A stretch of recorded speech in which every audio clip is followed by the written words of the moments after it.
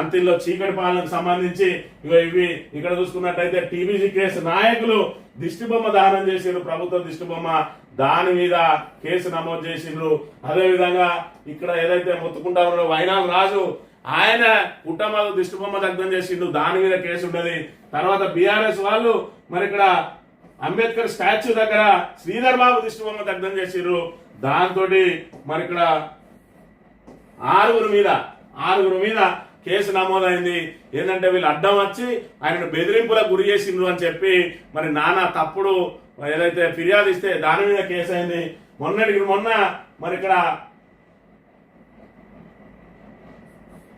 రామిల్ల కిరణ్ అనే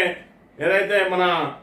దళిత యువకుడు మండల యూత్ అధ్యక్షుడు అక్కడ కాటారం, ఆయన అక్కడ హాస్పిటల్ పోతే అక్కడ మందులు లేవని చెప్తే ఎందుకు ఇయర్ మందులు అని నిలదీసినందుకు అక్కడ ఆయన మీద విధులకు ఆటంకం కేసు పెట్టిండు.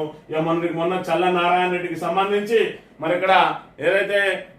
శ్రీధర్ బాబు నన్ను పుట్టమదును చంపమని ఎగేసిండు, నన్ను ప్రోత్సహించిండు, మేము మరి రియలైజ్ అయ్యి వెనక్కి వచ్చినామని చెప్పి ఆయన ఏదైతే చెప్పిండో ఆ వీడియోను ప్రసారం చేసినామని చెప్పి మరి నా మీద